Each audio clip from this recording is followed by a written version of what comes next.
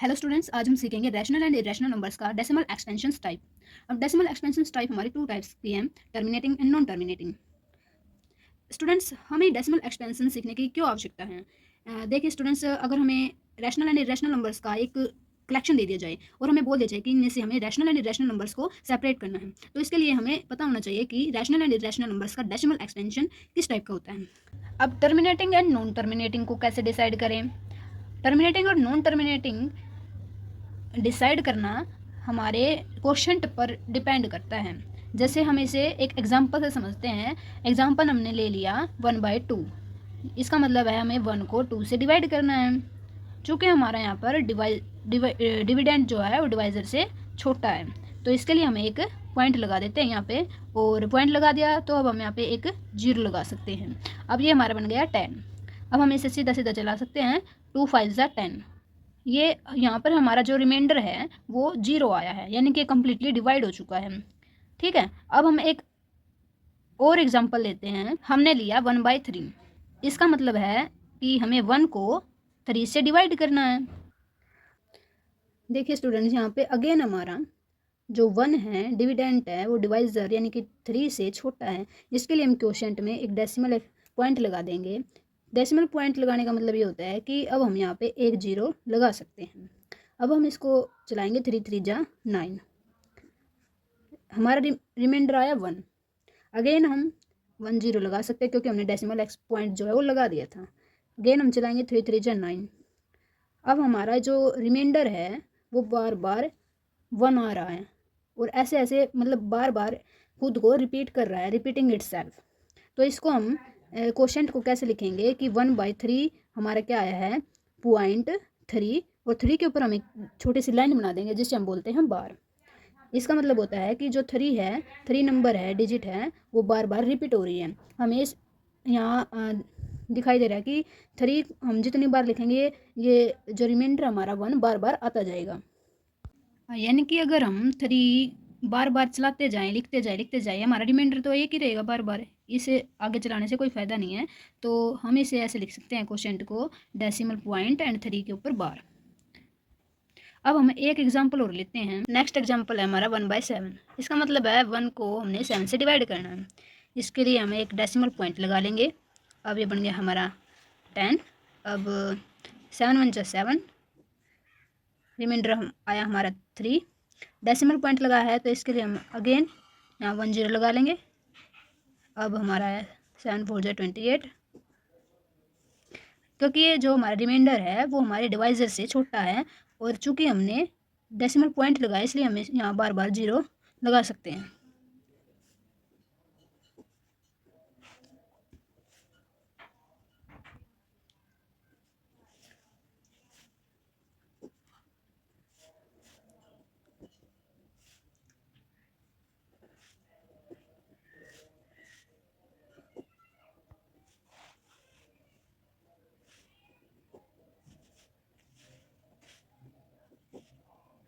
देखिए स्टूडेंट्स, अब हमने 1/7 को निकाला और इसकी जो वैल्यू है वो आगे भी निकल रही है। और ये हमारा जो क्वोशिएंट है उसको हम देखते हैं।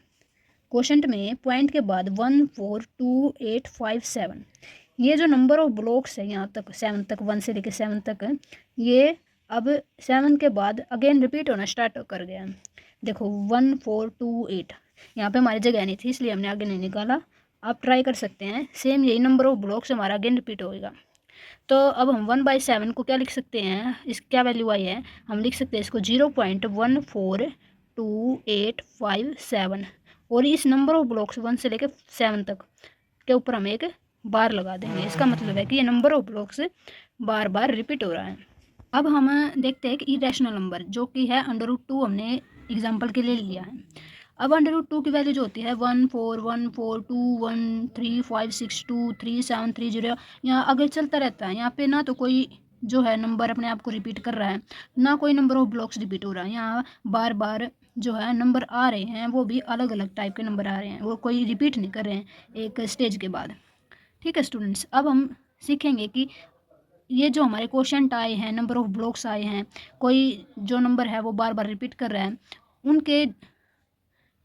उनके अकॉर्डिंग हम कैसे डिसाइड करें कि ये नंबर रैशनल नंबर है, इरेशनल नंबर है, इनका डेसिमल एक्सपेंशन जो है वो टर्मिनेटिंग है, नॉन टर्मिनेटिंग है। अब हम देखेंगे कि हमारा जो 1/2 था p/q फॉर्म में एक नंबर था 1, ठीक है। अब इसका जो रिमाइंडर है वो हमारा 0 आया है। अब मैं बता दूँ, जहाँ पर भी रिमाइंडर जो है 0 आएगा वहाँ हमेशा जो डेसिमल एक्सपेंशन होगा वो होगा हमारा टर्मिनेटिंग, ठीक है। और टर्मिनेटिंग जिन नंबर्स का डेसिमल एक्सपेंशन होगा वे नंबर होंगे रैशनल नंबर्स। अगला हमारा जो एग्जांपल था वो था हमारा 1/3। 1/3 हमारा क्वोशंट आया था, यहाँ रिमाइंडर आ रहा था हमारा बार बार 1 और क्वोशंट हमने लिखा था 0.3 बार। वैसे तो ये नंबर भी हमारा है रैशनल नंबर, लेकिन इस नंबर में हमारा जो क्वोशंट है वो 3 नंबर जो है वो बार बार रिपीट हो रहा है, इसलिए हमारा इसका जो इस नंबर का डेसिमल एक्सपेंशन जो है वो होगा हमारा नॉन टर्मिनेटिंग एंड रिपीटिंग। और इसका मतलब है ये नंबर भी हमारे कैसे नंबर हुए, रैशनल नंबर्स। तो स्टूडेंट्स आपने देखा कि रैशनल नंबर्स की डेसिमल एक्सपेंशन 2 टाइप की हो गई, एक terminating and non terminating repeating. हमने नेक्स्ट एग्जांपल लिया था 1/7। इसका जो क्वेश्चन रिमाइंडर जो है बार बार अलग अलग आ रहा था और हमारा जो क्वेश्चन था उसमें नंबर ऑफ ब्लॉक्स जो है after one stage itself repeating itself, खुद को रिपीट कर रहा था आफ्टर अ स्टेज। तो उन नंबर्स को हम किस में रख रहे हैं, non terminating repeating decimal expansion के अंदर, और ये नंबर भी रैशनल नंबर्स हैं। अब एक एग्जांपल लिया था हमने √2, इसकी वैल्यू होती है 1 4 1 4 2 1 3 5, मतलब ये जो है इन्फिनिटी तक चलता रहता है। तो ये होता है हमारा इरेशनल नंबर और इसका डेसिमल एक्सपेंशन होता है नॉन टर्मिनेटिंग, यानी कि जो कभी समाप्त ना हो, नॉन रिपीटिंग और जो ना रिपीट होता हो। तो ऐसे नंबर्स होते हैं इररेशनल नंबर्स। तो स्टूडेंट्स अब हम इनकी कैटेगरी के हिसाब से इनमें लिख सकते हैं रैशनल नंबर्स कौन से हैं, इरेशनल नंबर्स कौन से हैं। रिमाइंडर 0 आया था वे हैं 1/2, बस यही लिया था हमने एग्जांपल। और रिपीटिंग था 1/3 एंड 1/7, और इरेशनल नंबर था हमारा √2। Thank you students. और अगर आपको √2 की वैल्यू निकालनी सीखनी है तो उसके लिए आप कमेंट कर सकते हैं।